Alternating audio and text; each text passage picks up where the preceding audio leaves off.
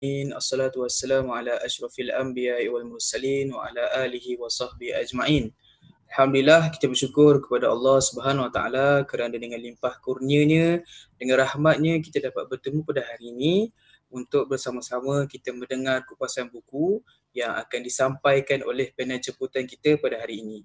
Jadi tuan-tuan dan puan-puan, terima kasih kerana sudi untuk meluangkan masa pada hari ini, dan jangan lupa tekan like, share kepada semua grup, share di Facebook tuan-tuan, share di semua grup supaya di grup family pun tak ada masalah, supaya perkongsian kita pada petang ini lebih barakah apabila input-inputnya dapat diterima oleh ramai orang, insyaAllah.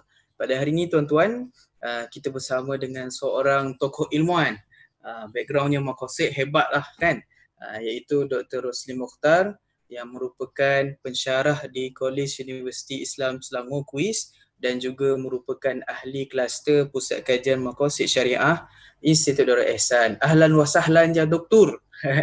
Ahlan wa sahlan. Kaifa haluka Ustaz? Alhamdulillah. Kita cakap Arab sikit lah saat ini, Ustaz. Jadi tuan-tuan perempuan, untuk makluman semua, kita telah ada siri yang pertama yang lalu. Jadi hari ini siri yang kedua lah. Jadi saya recap sikit. Untuk siri yang pertama dulu, Ustaz Rosli ada berkongsi berkenaan dengan beberapa perkara. Yang pertama iaitu berkenaan dengan kaitan dan peranah wahyu kepada akal, dan yang kedua, Islam adalah semua agama yang membentuk kesederhanaan, tidak terlalu jumuk dan tidak terlalu terbuka. Jadi hari ini Ustaz Rosli akan berkongsi berkenaan dengan sebuah buku, Islam adalah Agama Wasati, yang ditulis oleh Profesor Dr. Syekh Ali Qaradawi. Jadi tanpa membuang masa, saya teruskan kepada Ustaz Rosli untuk meneruskan sesi ini. Silakan Ustaz. Assalamualaikum warahmatullahi wabarakatuh. Alhamdulillah, assalatu wassalamu ala Rasulillah. Syukur pada Allah Subhanahu Wa Taala kerana pada hari ini dapat bersama-sama sekali lagi untuk berkongsi berkaitan dengan saya betulkan sikit di sini, iaitu buku yang dimaksudkan itu ialah karangan Dr. Yusuf Qaradawi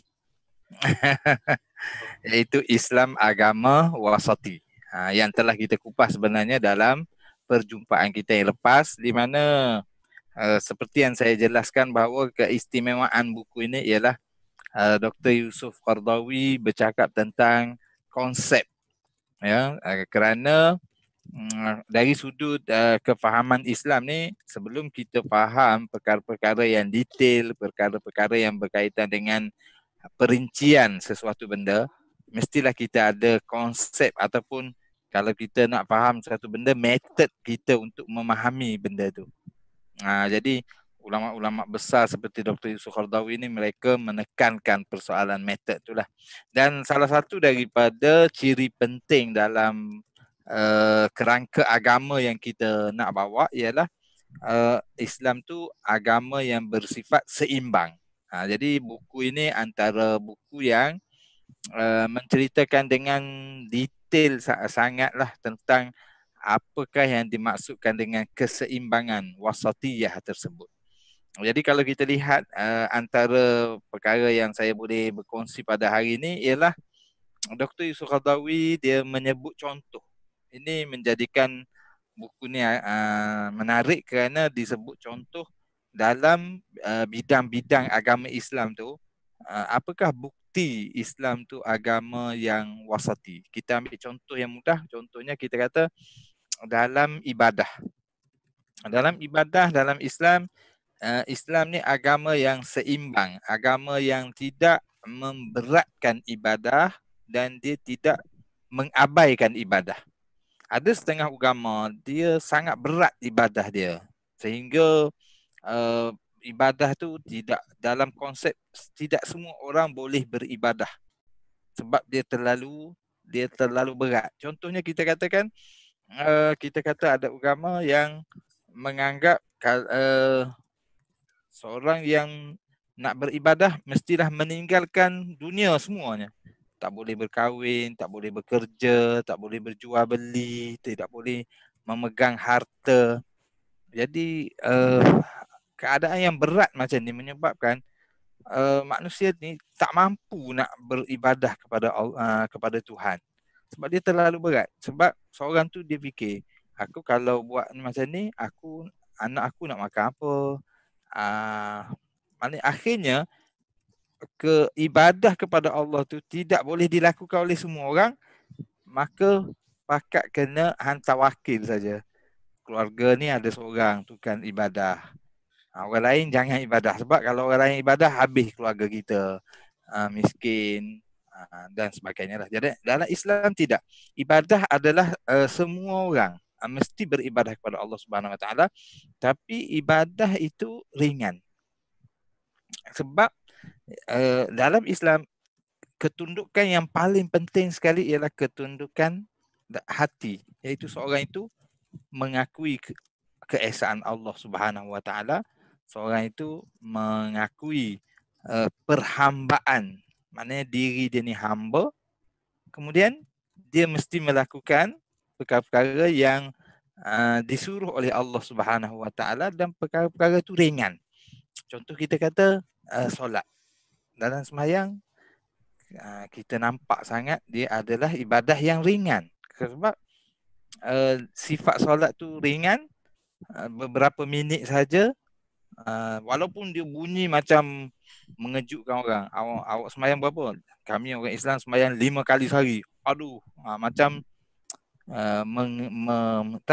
tapi sebenarnya kalau dilihat sembahyang 5 kali sehari itu memang tidak berat, sebab kita sembahyang pada waktu subuh yang sememangnya baik untuk manusia itu bangun pada masa itu. Kalau kita tengok motivator barat pada hari ini, mereka memang suruh bangun awal pagi baik untuk kesihatan, baik untuk karya kerjaya, baik untuk segala-galanya. Jadi dalam Islam ibadah di awal waktu tapi ringan, dua rakaat sembahyang.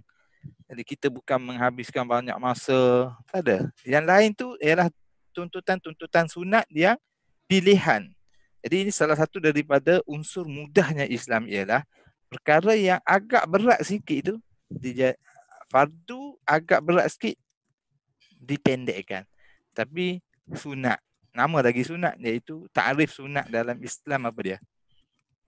Ulama buat takrif ialah sesuatu yang makna sunat ialah sesuatu yang bila kita buat kita dapat pahala, kita tak buat kita tidak berdosa. Itu yang penting. Jadi kita orang yang ada masa baca Quran, orang yang masa berzikir, dia panjangkan. Kalau sekiranya tak ada masa, tak jadi masalah. Bahkan zikir itu sendiri tidak memerlukan seorang tu duduk di atas tikar sembahyang, mesti menghadap kiblat apa semua, tak ada. Duduk bawa kereta boleh, duduk menyangkul boleh, duduk berniaga boleh. Jadi ibadat itu sendiri adalah sangat mudah. Dalam Islam, dalam masa yang sama terdapat ajaran-ajaran lain yang ibadat dia sukar, ya, ataupun dalam masa yang sama terdapat ibadat yang sangat ringan, sehingga bila kita membincangkan persoalan falsafah ibadat tu, macam tak ada apa yang sampai daripada pengamalan ibadah tersebut. Apa yang awak nak capai? Kalau misalnya kata ibadah dia tak sampailah 1 minit pun, ibadah dia tak sampai 1 minit, tunjuk isyarat pada sesuatu, habis ibadat. Tapi kita kata apakah? Dia kata mungkin nak ingat kepada Tuhan. Dia satu saja. Tapi dalam sembahyang kita saja ada kebersihan, ada menjaga unsur kemasyarakatan sembahyang berjamaah, ada unsur menjaga waktu, ada unsur pendidikan terhadap disiplin, ada unsur macam-macam lah yang kalau kita nak, ini yang kita panggil maqasid syariah, iaitu apakah objektif yang Islam nak sampai dalam satu perkara. Jadi itu baru sembahyang. Kalau kita pergi kepada puasa pula macam mana? Puasa begitulah. Kalau kita pergi kepada membaca Al-Quran contohnya, antara ibadah yang kita saya rasalah antara ibadah yang kurang dihayati objektif dia di dalam masyarakat kita ialah baca Quran. Baca Quran ni orang anggap ibadah, baca banyak-banyak, kejar. Oh saya khatam, oh saya dapat 3 juzuk, saya orang dapat ni. Sebab itu adanya fenomena baca lain-lain, orang ni 1 juzuk, orang ni 1 juzuk, duduk kumpul sama-sama buat pulut kuning, oh kita khatam Quran. Lepas tu kalau orang tanya, awak baca berapa juzuk? Oh, saya baca 3 helai je. 3 helai tapi boleh khatam Quran. Sebab apa? Dia kumpul sama-sama, yang mengkhatamkan ialah pulut kuning dia. Jadi kita kata, okey, buat benda tu bukan kita nak memerangi benda tu, tak ada masalah lah. Tapi kalau dah kita rasa kita telah khatam Quran, bagusnya kita, tapi sebenarnya kita baca 3 helai saja. Jadi bukankah benda ni membuatkan kita yang sepatutnya boleh baca lebih banyak, jadi malah nak baca banyak? Apakah objektif kita membaca Al-Quran? Satu, Allah Subhanahu Wa Taala memanglah Maha Pemurah dan Maha Pengasih. Kalau orang tu baca Al-Quran, dia tak faham macam mana pun, tetap boleh pahala. Yang tu kita tak nafikan. Tetapi Allah Subhanahu Wa Taala menyebut dalam Al-Quran bahawa Al-Quran itu liyadabbaru ayatihi wa liyatadhakkar ulul albab. Iaitu kitabun anzalnahu ilaika mubarakun, kitab yang kami turunkan kepada engkau mengandungi keberkatan, mubarakun liyadabbaru, supaya mereka itu mentadabbur, menyelami, memahami dan akhirnya membawa kepada mempraktikkan ayat-ayatnya. Jadi objektif sebenarnya ialah dia nak memahami dan mengamalkan. Jadi Al-Quran tu kitab yang dibaca. Tapi berapa line nak baca, berapa masa mana nak baca, itu tak ada masalah. Mudah saja dalam Islam. Sehingga mudahnya baca Al-Quran ni, wa idza quri'al Quran fastami'u lahu wa ansitu. Bila dibacakan kepada kamu Al-Quran, maka hendaklah kamu dengar dan kamu diam. Apabila seorang itu mendengar bacaan Al-Quran, dia dengar dan dia diam, maknanya dia beri perhatian, dia dianggap membaca Al-Quran. Mudahlah. Jadi semua ibadah itu, ibadah semayang, ibadah baca Quran, ibadah berbagai-bagai, dia milik apa ataupun sifat dia ialah keseimbangan antara al-ifrat wa tafrid. Dia tidak menekankan sesuatu sampai menjadi susah, tetapi tidak mengabaikan sesuatu. Dalam konsep baca Quran tadi itu, mestilah menjaga, jangan baca redah sampai tajwid tunggang langgang lah apa semua. Yang penting nak khatam. Tak boleh lah. Semakin seorang itu mencapai objektif faham, baca dengan betul, dia mendapat pahala dan dia mendapat ilmu yang jadi panduan dia. Zalikal kitabul la raiba fih hudal lil muttaqin. Inilah dia kitab yang tidak ada keraguan di dalamnya, menjadi petunjuk kepada manusia. Jadi itu sedikit sebanyak saya terangkan dalam ibadah. Tapi Dr. Yusuf Qaradawi juga dalam buku ni dia menerangkan keseimbangan agama Islam ni dalam perkara-perkara yang lain, yang bukan ibadah saja. Contohnya dalam persoalan akhlak, saya kata. Dalam persoalan akhlak ni, contoh kita kata akhlak apa dia akhlak? Akhlak dalam Islam disebut, contohnya akhlak-akhlak besar dalam Islam lah, akhlak-akhlak yang penting. Contoh kita kata sifat pemurah. Dalam Al-Quran dengan jelas menyuruh, banyak ayat Al-Quran yang menyuruh seorang itu menginfakkan harta dia. Bahkan di hari awal surah Al-Baqarah lagi, sewaktu Allah SWT menyifatkan orang beriman, Tuhan kata wa mimma razaqnahum yunfiqun, dan daripada apa yang kami rezekikan kepada mereka, mereka nafkahkan. Maknanya salah satu sifat orang yang beriman ialah sifat memberi nafkah. Tetapi dalam Al-Quran juga dia melarang menafkah tu jika sekiranya menafkahkan tu dalam bentuk yang keterlaluan. Contohnya, wala taj'al yadaka maghlulatan ila unuqika wala tabsutha kullal basti fataq'uda maluman mahsura. Janganlah kamu menjadikan tangan kamu terbelenggu di tengkukmu. Maksud terbelenggu di tengkuk ni ialah seorang yang tidak menginfakkan harta dia. Maknanya bakhil lah. Janganlah kamu bakhil. Wala tabsutha kullal basti. Janganlah kamu menghulurkan kesemuanya. Lalu kamu duduk seperti unta. Mahsur ni ialah unta yang duduk. Sebab dikiaskan di sini ialah unta bila dia duduk dia payah nak bangun. Jadi seolah-olahnya kalau orang tu dia memberi semua harta, maka dia berdepan dengan kesusahan. Jadi Tuhan kata jangan kamu bakhil sampai tangan kamu terikat, tetapi jangan kamu hulurkan kesemuanya. Jadi di sini ada unsur wasatiyah, ada unsur keseimbangan antara menyimpan ataupun memegang harta tu dengan antara memberi. Jadi bukan maknanya beri tak apa semua. Habis semua harta kita pun tak apa. Dia punya ni senang saja falsafah dia. Kita buat baik, Allah akan bantu. Jadi kita bagi semua harta kita, Allah akan ganti balik. Bukan begitu cara dia. Allah ganti tetapi dengan usaha. Jadi ini juga keseimbangan. Keseimbangan dalam antara tawakal dengan usaha. Kita ahli sunnah wal jamaah. Kita belajar tauhid daripada sekolah rendah lagi saya rasa. Kita belajar tentang ahli sunnah wal jamaah ialah ulama yang percaya bahawa manusia ni dia ada tawakal, menyerahkan kepada Allah Subhanahu Wa Taala, tetapi dia berusaha. Jadi itulah keseimbangan. Ahli sunnah wal jamaah ialah kumpulan yang paling wasatiyah sekali, paling seimbang sekali.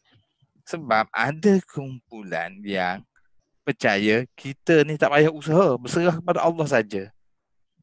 Sebab isunya sekarang ialah mereka berbincang berkaitan dengan Allah berkuasa melakukan sesuatu perkara. Tapi dalam satu isu yang lain, manusia mesti berusaha. Macam mana nak seimbangkan kedua-dua tuntutan tu? Ahli sunnah wal jamaah senang saja. Kita berserah kepada Allah tapi kita kena usaha. Susah sangat kan nak faham benda. Memang tak susah. Tapi bila orang tu dicemari dengan pemikiran dia macam kita buat ni Allah akan selesaikan. Tak boleh macam tu. Sebab kita dituntut berusaha. Kita percaya bahawa kewajipan kita ialah berusaha. Dan hak Allah Subhanahu Wa Taala menentukan. Jadi kita tak boleh komplain lah apa jadi macam ni, apa jadi mana ni. Dari sudut nak komplain Tuhan tak boleh. Tapi kalau kita komplain usaha kita boleh. La yus'alu amma yaf'al wa hum yus'alun. Dia tidak ditanya tentang apa yang dia buat. Tuhan, Allah, dia tidak akan ditanya. Kita tak boleh kata, sebab apa engkau bagi aku rezeki banyak ni? Nak tanya Tuhan, nak mempersoalkan kekuasaan ataupun hak Tuhan. Tak boleh.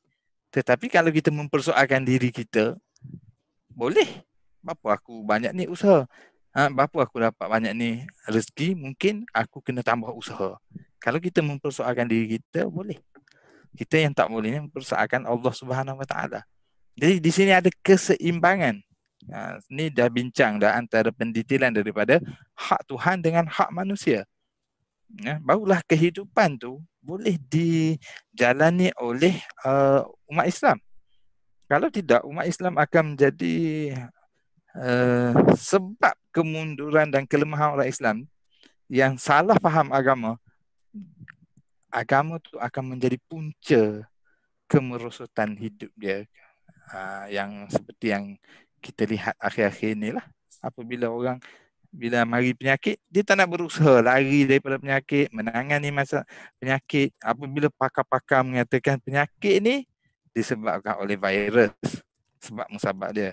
Virus ni cara dia ialah dia berkembang dengan kita duduk dekat dengan orang tu. Maka di situ usaha, kita kena dengar, kita kena patuh. Sebab itu adalah urusan kemanusiaan, usaha. Soal kita nak mati dengan penyakit apa tu, itu kuasa Allah Subhanahu Wa Taala. Jadi akidah kita akidah yang seimbang. Cuba bayangkan kalau orang tu dia kata semua ni Allah belaka buat. Nasi duduk depan pun dia tak payah suap masuk dalam mulut lah. Sebab apa? Kalau Allah nak masuk, dia masuk sendiri. Sebab apa aku kena suap masuk dalam mulut? Sebab apa aku kena kunyah? Bahkan tak perlu ada nasi pun. Kalau aku nak Allah nak bagi aku kenyang, dia kenyang juga.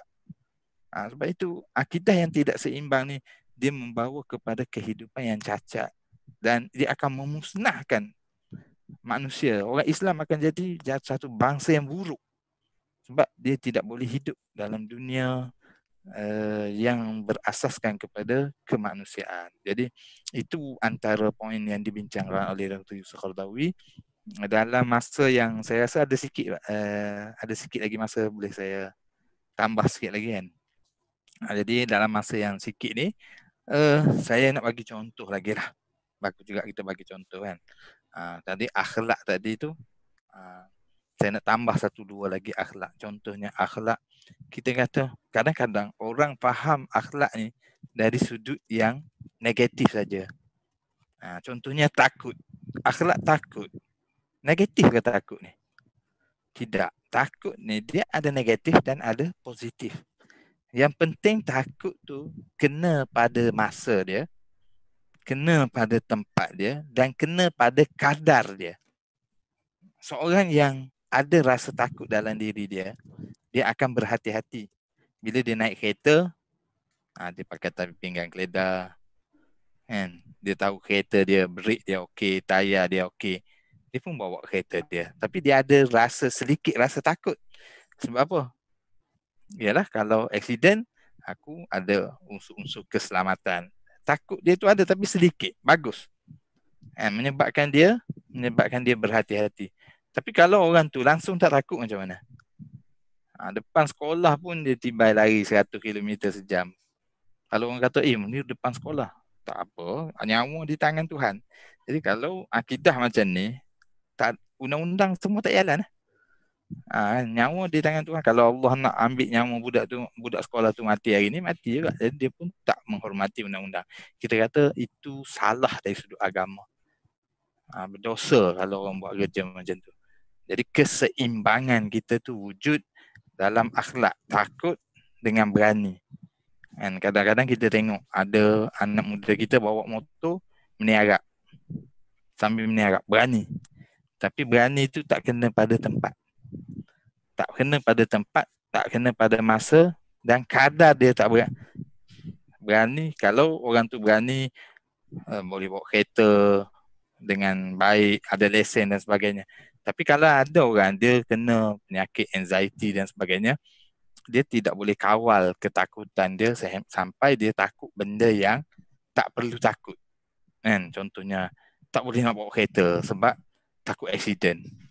Maka kita kata orang ni tidak normal dan dia kena pergi berubatlah mengikut ilmu yang ada. Sebab apa? Sebab ketakutan dia ni di luar daripada, mana terlalu lebih, tak seimbang, tidak sesuai dengan apa yang sepatutnya. Begitu juga kita kata semua marah, sifat marah ni bagus. Tapi bila kita baca Nabi kata jangan marah, kita ambil satu hadis tu saja, lepas tu kita pun pukul semua. Nabi kata jangan marah. Seolah-olah ada satu hadis itu sahaja yang menunjukkan tentang marah. Maka akhirnya kita melihat marah tu negatif. Sebenarnya marah yang positif ni banyak. Dan Rasulullah SAW sendiri pernah marah. Contohnya apabila seorang sahabat pergi ke rumah dia dalam keadaan tidak meminta izin, dan sebelum Nabi bersedia, sahabat tu jenguk dalam rumah. Nabi SAW marah dan mengatakan bahawa aku hampir-hampir aku menyucuk mata engkau dengan sikat ni. Sikat, salah satu jenis sikat zaman dulu ialah macam besi satu macam tu. Maksudnya Nabi tunjukkan dia marah, tapi marah kepada perkara yang salah dengan kadar yang betul. Tak adalah Nabi karate ke orang tu, balik orang tu bengkak-bengkak mata dia sebab apa, sebab tak ada. Tapi Rasulullah SAW marah pada ketikanya. Bukan marah je, tak bagus. Akhirnya orang yang baik-baik ni mesti bersifat, orang buat apa pun kena senyum, relax, tak boleh marah. Kan? Orang tipu kita pun kita senyum. Tak boleh. Kita kena tunjuklah marah pada tempatnya dan pada kadarnya. Ini yang susah. Kan? Jadi Islam ni agama yang seimbang. Sebab itu hak kita kena tuntut. Kalau orang tak memberi hak kita kena tuntut. Takkanlah tuntut tu dalam keadaan senyum-senyum gitu. Mesti ada unsur serius, marah. Tapi marah yang tidak berlebihan. Marah yang berlebihan ni ialah melakukan sesuatu di luar daripada batas-batasnya apabila seorang itu nak melepaskan kemarahan tersebut. Jadi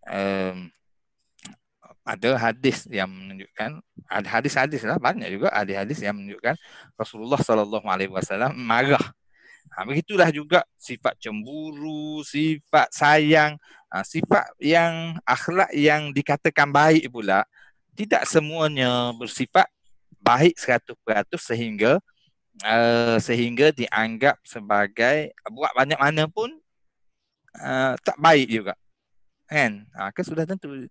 Sebab apa? Sebab sifat keseimbangan itulah sifat yang sepatutnya ada pada diri umat Islam. Jadi dalam Islam perkara ni bukan dalam akhlak, dalam diri individu saja, tetapi dia ada dalam diri faqih, diri mufakir, seorang yang nak mengupas sesuatu hukum, melihat sesuatu, nak menyelesaikan sesuatu isu, dia kena jaga sifat keseimbangan tersebut.